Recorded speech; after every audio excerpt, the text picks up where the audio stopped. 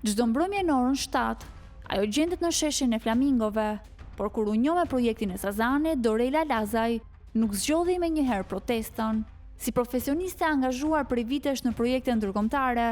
ajo u përpoq që shqetësimet të adresoheshin fillimisht përmes institucioneve dhe partnerëve europian. Mora vesh për projektin e zhvillimit të Sazanit, komunikova vetë me Komisionin Europian edhe me të gjelbrit, sepse për shkak të kontakteve që kisha për shkak të punës, sepse mu duk një projekt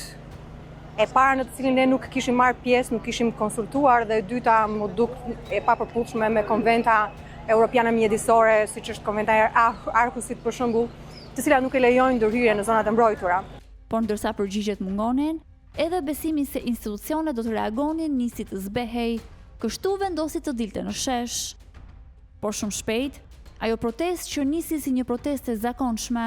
u shndërrua në një moment bashkimi dhe shprese për qytetarët që kërkonin të dëgjoheshin. Zemërimi i qytetarëve që brohorisnin teksa numri i tyre po rritej, e bëri atë të kuptonte se në fakt ajo nuk ishte pjesë e vetëm një proteste, por dëshmitare e nisjes së një epoke të re. Koha e apatisë po largohej për t'ia lënë vendin kohës së reagimit. Në ditën e parë që u bë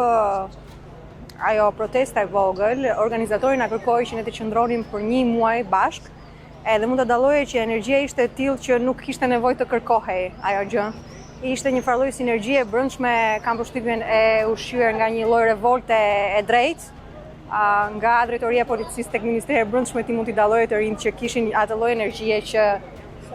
unë personalisht gjatë kohës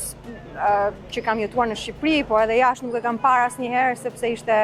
një moment që ti e dalloje, që ishte historik, që shënonte ndarjen e dy etapave, një ku ti je apatik edhe 2 kur ti e shikon që vendimarrja duhet bëhet në atë moment, sepse përndryshe mund të jetë vonë, mund të jetë tepër vonë.